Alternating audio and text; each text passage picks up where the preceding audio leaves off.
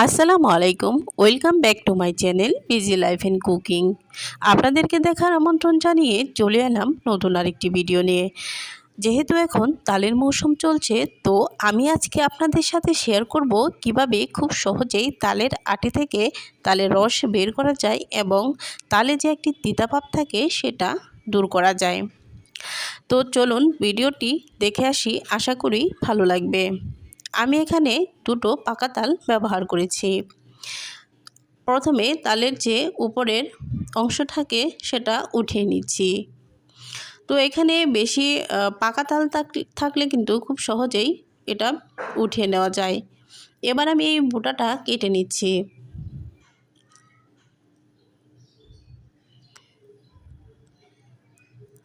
তো তালগুলো কিন্তু আমি আগেই খুব ভালোভাবে ধুয়ে পরিষ্কার করে নিয়েছি। এবার তালের উপরে যে চামড়া বা ছাল থাকে সেটা ছাড়িয়ে নিচ্ছি।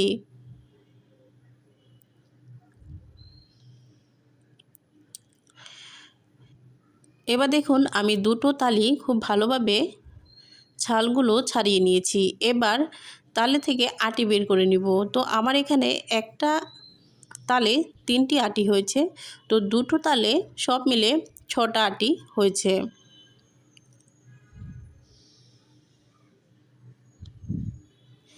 এবার চলুন দেখে আসি কিভাবে তিতা দূর করা যায় ওই টেকনিকটা।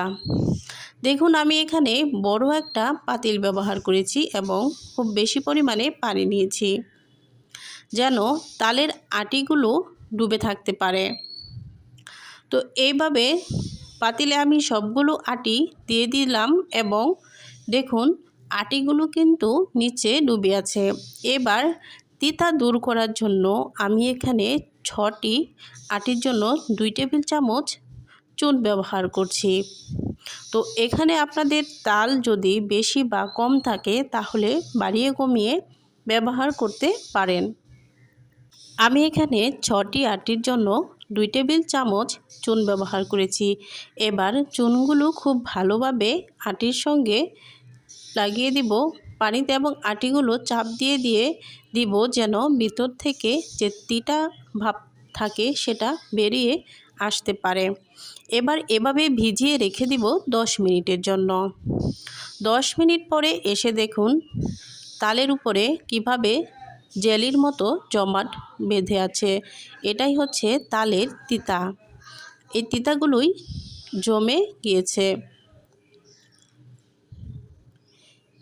আর আরেকটা কথা হচ্ছে এই চুন কিন্তু তালে এভাবে দেওয়া ক্ষতিকর নয়। এবার আমি সবগুলো আটি ভালোভাবে উঠিয়ে নেব। খেয়াল রাখবো যেন উপরে যে জেলি অংশটা থাকে সেটা না লেগে থাকে।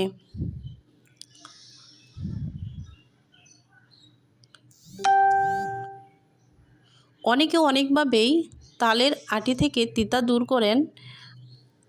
আমার কাছে কিন্তু এটাই সবচেয়ে সহজ মনে হয়েছে।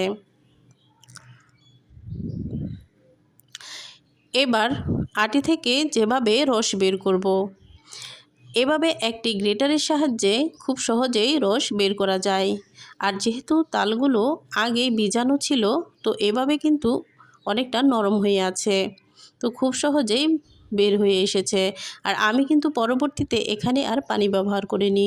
সো দেখুন তালের রসটা কতটা ঘন। তো আপনারা এভাবে তাল রস বের করে তালের পিঠা পায়েস বানিয়ে খেতে পারেন বা তালের সাথে দুধ নারিকেল দিয়ে এভাবেও খাওয়া যায়। আশা করি ভিডিওটি ভালো লেগেছে। আল্লাহ হাফেজ।